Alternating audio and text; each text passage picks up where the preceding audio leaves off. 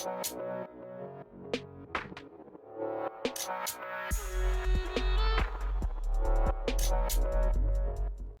guys, welcome to the channel. This is Baby Roll.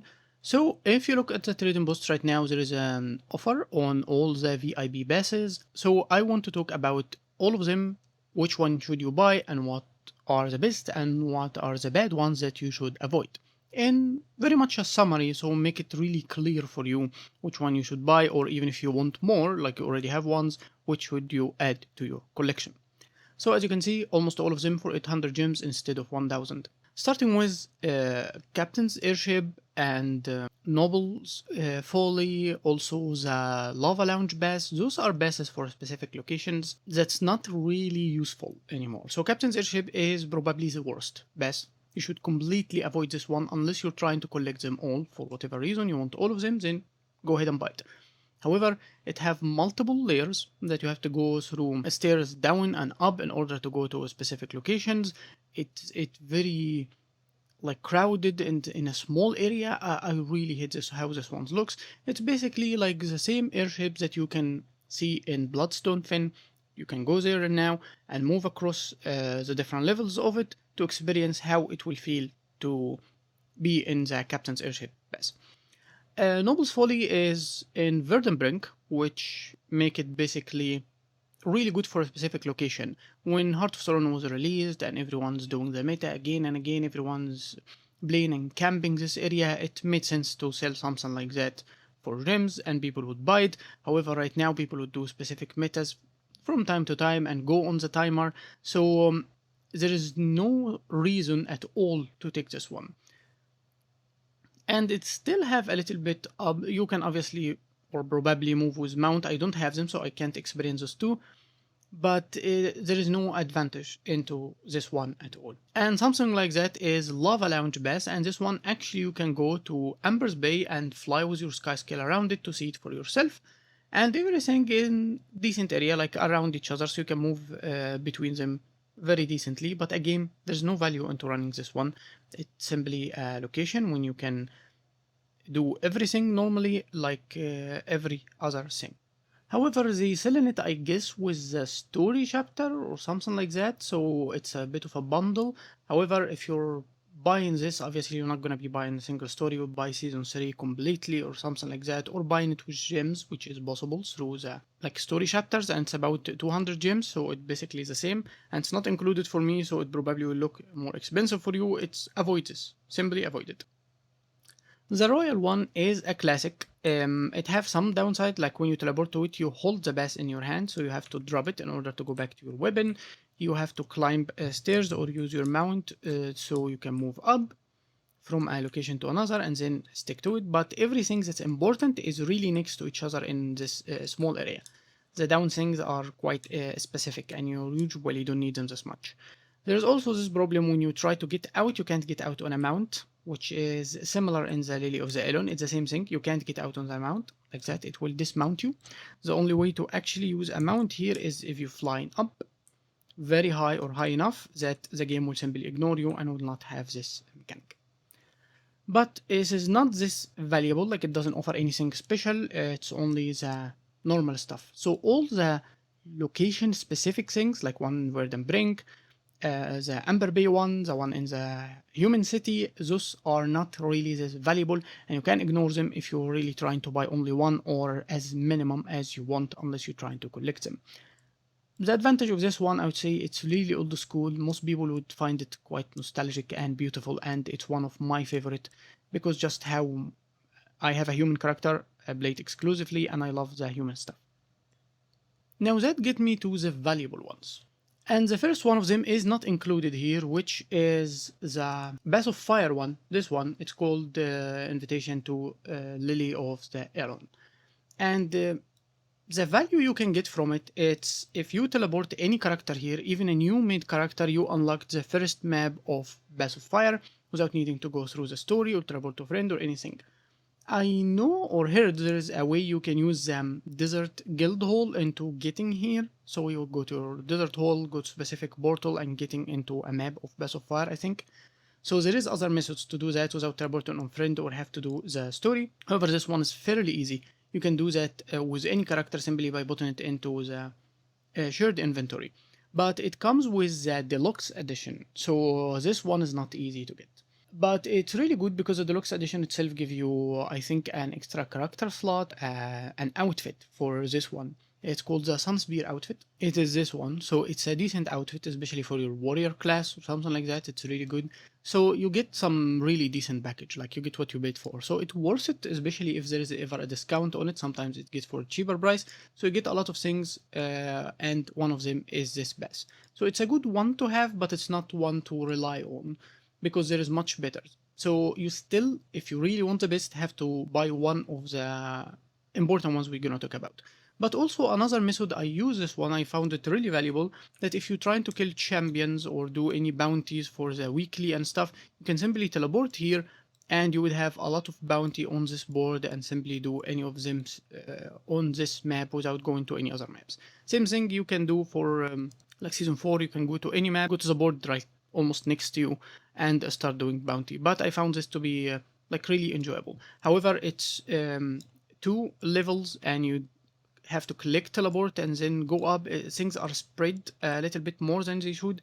Even you can use your mount and glide normally, but I found it to be extremely impractical, basically. And on another note, you find the raid point here, and you find also Jadebot stuff. As you can see, they've been added into everything, so don't worry, you will have them everywhere. Almost everything everywhere except very specific things ArenaNet kept for specific bases so they can sell them, which what will take me to the 3 bases who have those speciality. So after that we move to Thousand Tree Pavilion, one of my favorite. So this is one of the only 3, as I know of, that you can double click on it and go back to exactly where you teleported from. So if I double click on it right now, I will get right inside into Lily of the Elon. If I'm standing in or in whatever location at a champion location on the hero point, I will just double click on it, I will come back. So you can get here, do whatever you want, put things in the inventory or something you bought from the trading post, you take it to your bag and then go back exactly to the same location. The only bases that do this trick is Thousand Tree Pavilion and Armistice Bastion for the World vs. World and Mistlock Sanctuary, which we will go to them in details. So what is the advantage, or why would you choose Thousand Tree Pavilion if you want only one? It is the one that you can buy all the fish stuff and also all the bait and everything for fishing all in one location. So you don't have to go to a specific location, you're gonna start fishing there and you find the merchant and buy the specific bait for that location. You can stock up on anything or buy anything from here and then go immediately. Even the portals at the sea level, down at the water, will take you to a specific location where do you wanna fish. So it's really special for the fishing achievement, and if you're just into fishing in general, do it for gold. This one is really comfortable and make it easier. It used to have the Jadebot things exclusive, but like we said, it have been added to every other thing, so it taken a little bit from this one. Also, everything in a very small area, like in a full circle, so if you're going to your inventory or something, you can move immediately to start crafting, you can move immediately to the laurels, and you can use your mount here so you can move even faster if you need it, or use your mobility skill from your weapons or whatever tool you want. However, there is a little bit of a fun game, but it can be annoying if you try to move fast, which is if you step into the Mystic Forge, you will turn into a fish creature or any creature from the sea. It's fun, but that means if you step in it by mistake, it will immediately just like catch you like that. However, ArenaNet removed that it used to do that actually when using mounts, which would dismount people, but right now it will not do that. It will give you this effect and you can walk immediately easy.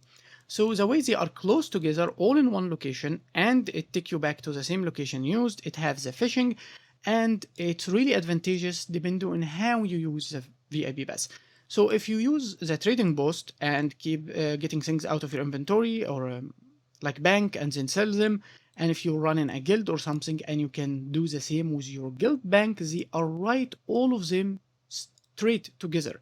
So if you want the closest form of moving materials, this one have the best because all of the 3 are right next to each other. After that, I would see, or I would say also another advantage, that it's the prettiest and the widest. It is huge area with different scenery. You can just sit here, enjoy the music, take screenshots. You can even move with your skiff, with your mount. You can start fishing in different location. Was also, as you can see here, different fishing spots or areas that you can simply fish from. Like it's really, really great. Was also a beach area golems that you can experiment a little bit if you're trying to do something with your build, which is also again the only place which has this in it. Place that you can actually test your water underwater combat and do things for your build and stuff.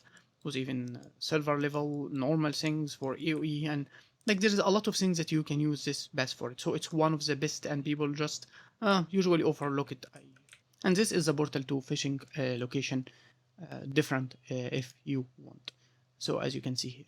Now that take me to the second one, which is Mistlock Sanctuary, which most people would consider it to be the best. But like I said, it depends on how you use this. So if you do a lot of fishing, if you want the things that is closest, if you want the prettiest place, it is definitely Southern Sea Pavilion. This one again can take you back to the exact location you used. The moment you teleport here, you can have in a very small area every crafting station, so you can move between them very fast. And here, as you can see, it's the same thing. You have the bank, the trading post, the merchant, and also the guild bank. So it will offer you the same speed that Southern Sea Pavilion do if you move a lot of items or sell or stuff like that. However, you have to move with this special action key. You cannot use mount. This is much faster if you get used to it, and you can also enjoy this idea of low gravity, just having fun around while keep moving and keep flying to every location. But if you're doing some crafting, for example, and you have to keep moving a lot to the Mystic Forge, you will have to keep walking there and coming back. It's in Southern Sea Pavilion, at least you will just turn your back from the merchant or the trading post and immediately go to it. But here you would have to keep moving, and you can keep hitting things and different pillars and stuff and move again. So it's not really the fastest when it comes to that, but it's very optimal. It have also, like we said, the shade bot, everything, and the advantage of going for this one that it have all the fractal stuff. Even the portal of the fractal, which can get you to the fractal with your teams, no problem. And all the merchant concentrated in one area.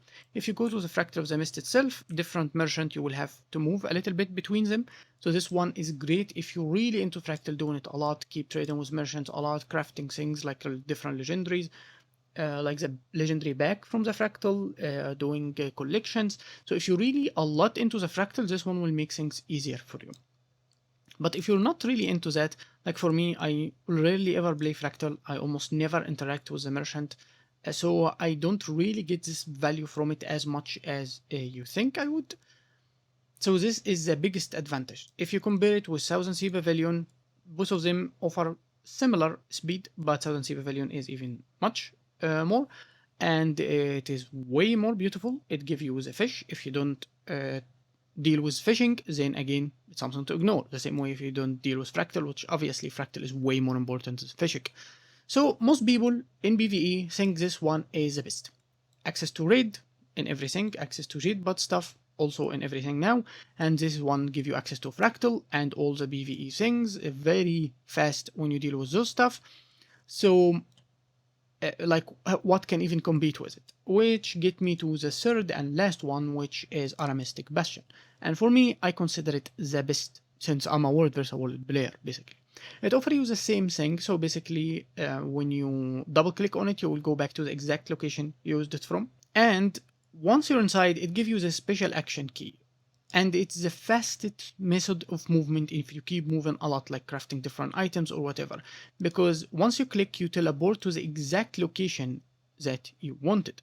So if I want, for example, crafting, I'm down and I can craft or go to the Mystic Forge and everything is fairly close. If I want to go buy some siege or do whatever, I can simply teleport again. Now I'm at the siege master and everything. I can come back to everything that black line related, the statuettes, the hairstyle, whatever it is. I can go to the world versus world stuff related, and this is the only place when you get access to world versus world stuff, all concentrated in a very small area with access to Dugam, So if you're doing any legendaries from World vs. World, you're gonna need those stuff, and now you can do it while having the Mystic Forge right next to you, the merchant, the crafting, so you can do everything in one location. You don't have to go a World vs. World map, buy the stuff you need, then change your location, go to anyone else or any other area or your own garrison for like bank access or whatever. No, everything in a simple area. And if you play any World vs. World at all, basically even arming yourself up or buying weapons or whatever for any stat in the game is easily doable from World vs. World. So even for your newer characters and stuff like that. And the fact that you, like we said, keep teleporting like that is beautiful. And everything is next to each other. With the guild bank a little bit farther, as you can see here, so it will take a little bit of walk more than the other two, but even the Mystic Forge is right next to you. So you have the one down here, but you have one right next to you. You can take things from your bank, like your Mystic Clover or anything, and immediately merge them here and then go back and buy the stuff that you missed, or anything just in a very small area. And the fact that you can keep teleporting on most specific location and walk a very small area from a merchant to another is just beautiful. Now this is not the only thing that make it this good. It allows you, if you are a World vs. World player, is to see the map chat. So everything people say in map chat in World vs. World, which is very quiet here, like on team chat, it will appear here. And it offers you this ability to observe what's happening if there is a queue or whatever, or if you're doing something and then gonna go back to World vs. World. And it also offers you the ability to see the World vs. World right now. Not specific upgrades or whatever, but everything that's taken and non-taken and which team they actually took it. The downside for that, if you are really into PvE, you can't look to PvE from here or teleport to a specific location. You have to go back or use a portal gate or whatever in order to go to PvE and start interacting with that. And another advantage is you can test your builds and damage for World vs. World, so you can work on that. Also in different golems, and as you can see outside, also different golems with champions and even legendary, a lot of things. And you can duel people, different teams here, and people can duel each other even in big groups by simply choosing different teams. No need to be in your guild, no need to be in your match hub. You can duel anyone here, any other friend. It doesn't matter what their situation. This is the best way to do it without even going to Edge of the Mist, and I think you have to be in like the matchup itself, and other people will be there, especially the ones who don't have this, and anyone can clip or tag anyone who's damaged. Here, people would have to really hate you, go choose a team against you and try to ruin your duel. Other than that, it's simply everyone like alone doing their own thing. So it's really good for that too. So if you're anywhere invested into World vs. World enough, this one can be the best as it is for me. And for most people, Mistlock Sanctuary will probably be the best. But if you're not really into World vs. World, you're not into Fractal, you're mostly an open PvE player, open world, then Thousand Sea Pavilion is the prettiest and probably the most condensed and the best among them. So what would I advise you to do is, if you want, you can enjoy all of them, which basically you can buy those three and Lily of the Elon through a deluxe. And if you have those four, you will almost never need another pass that come into the game from any value things that you can do or you want to do. So that's it for the video. I hope you found this helpful, and go buy what you can fast or what you want from them, even if it's one or three or all of them. It's really up to you. You calculate which one is the most valuable for you and go buy them if you don't have them. So that's it for the video, and I'll be seeing you next time.